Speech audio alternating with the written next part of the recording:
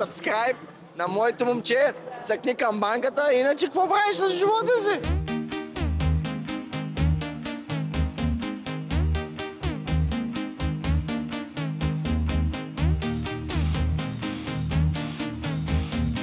Доктор Дулфеншмърц тук, предаваме на живо от Комикон. Брати мои, днес ще ви взема с мен в Интерекспо центъра, където е Aniventure Comic Con 2025 година. Ще видим много интересни неща, като анимета, манги, косплеери, също така и български знаменитости, по-скоро звезди, като Слави от The Clashers, Наси Свеж и още много други, за които в момента не мога да се сетя, защото програмата е изключително голяма. Ще прекараме целия ден тук, защото ще бъдем само съботата. Неделята реших да не идваме, понеже е малко по-опростен вариант и ще има доста по-малко неща. Затова, ако искате да видите какво предстои и какво ще има вътре, останете с мен до края на клипа и елате да видим какво ще се случи.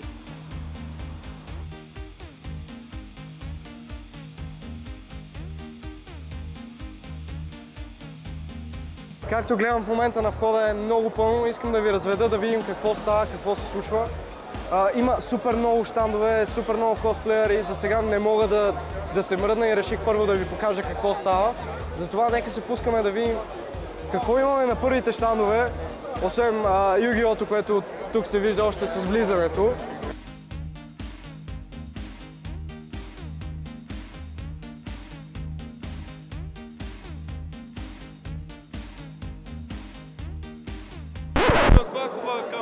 Твоята все едно не е хубава. Пичагата ми вика хубава камера, той е с 17 обектива тук. Всички да бъдеш в моя влог, това почва ми теживате, след като съм го казал. Може ли да го хвана да видя колко пъти? Имаше един Canon G7X, не знам да го знаеш, пак е български. Не мога да намеря никъде, с такова тема пари. Това какво е? Това е Sony, само секунда да видя. ZV E10. Да, това е ZV. Сграден обектив или си го слагаш? Обектива е отделен, да. Сега ма заребяваш да се взема даже. Дали? Имаш ли първо концерт? За жалост още нямам. Аз в момента съм такова по-малък канал, не съм толкова развит, ама гледам да си разбивам малко social anxiety, така да си лафа пред хората. Благодаря ти много. Много благодаря и аз. Лайк, сабскрайб, пичове, беше ми приятно. Аз отивам да бачкам. Благодаря ти, лека работа.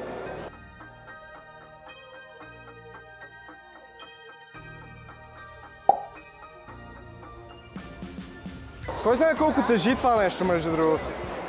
Това сигурно е 30 на кила.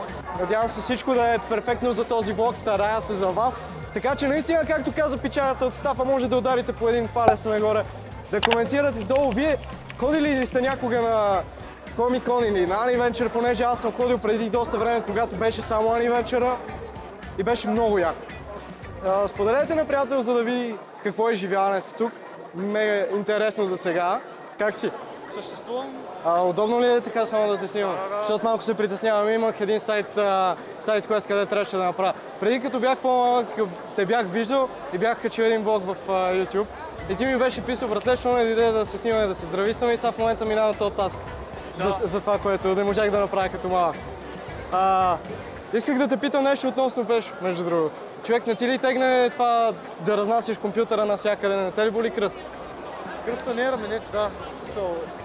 От това със сигурност малко раменете ще те заболят, няма как. Да, но издържах. Правих се една обиколка и казах някакъв... Славайте го до мен.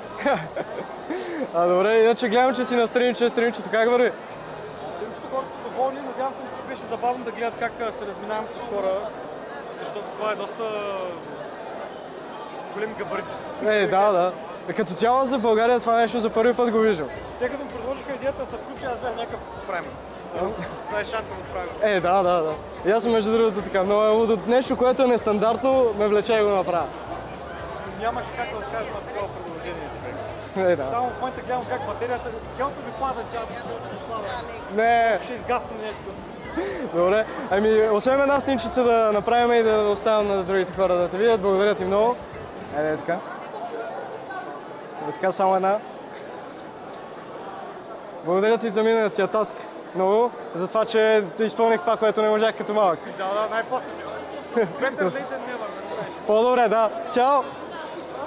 Шаут-аут за Готика, между другото, страшен пичага, стабиляга. Продължаваме да избикаляме, ние обиколихме абсолютно всичко. Като цяло повечето са щандове с аниме и японска култура. Което е файн, нали, няма нищо лошо. Просто не е нещо вау, което в момента да покажа на влога.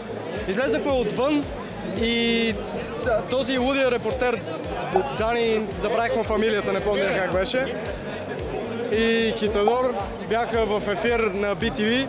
Взимаха случайни хора, които да ги разпитват за някакви въпроси и аз просто бях well shit, не съм за тука.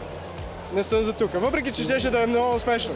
В момента сме седнали тук най-отпред, за да видим от фен до създател на съдържание в YouTube с The Clashers, с Марио Джош и Друмер.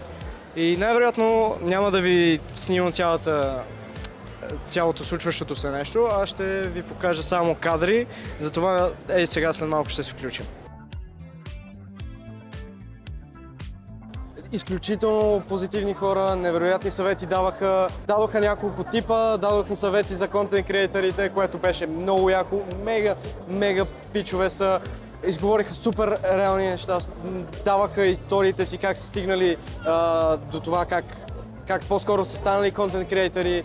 След това всичко беше просто невероятно. След което слезнахме от сцената, успях да говоря с Друмев, да се снимаме дори, най-вероятно ще ви влезне снимка ето сега. Друмев е мега пичагата, даде ми няколко съвета за това, че му казах, че искам също да се занимавам с YouTube. 10 от 10 преживяване. Следващия път, като има Comic-Con или Aniventure Comic-Con, със сигурност не го изпускайте, мега якото, мега забавно. Братя мои, тъй като имахме проблеми с микрофоните и микрофона реши да спре точно по време на Слави, когато се снимахме, можете да видите само кадрите. За жалост не мога да ви покажа нищо повече като аудио. Освен това, че Слави каза да се абонирате за канала и също така да харесате клипа. Той ви сочи с пръст в момента. Так му щях да спирам влога, само че Цуро дойде като черешката на топата в този влог. Доктор Дулфеншмърц тук. Предаваме на живо от Комикон. Как ти се струва на Комикон? Все така побъркан, брат. Има хора нални костюми, има хора деца облечени като магарита. Аз съм облечен като Лукчо или като Дулфеншмърц, ти ще кажеш. Мога да те поприлича аз не можах да те поприлича. Така отгоре. Мали, че се сещам за друго хеликоптер. Хеликоптер? Добре. А теб харесва ли? На мен много ми харесва. От приблизително 8 години. Никой не ме помни мене. Благодаря ти, Цуро, за участието. Надявам се да се забавляваш. Успех с влога, сабскрайб на моето момче. Цъкни камбанката, иначе какво правиш с живота си? Благодаря. Втори човек след Слави го казва това.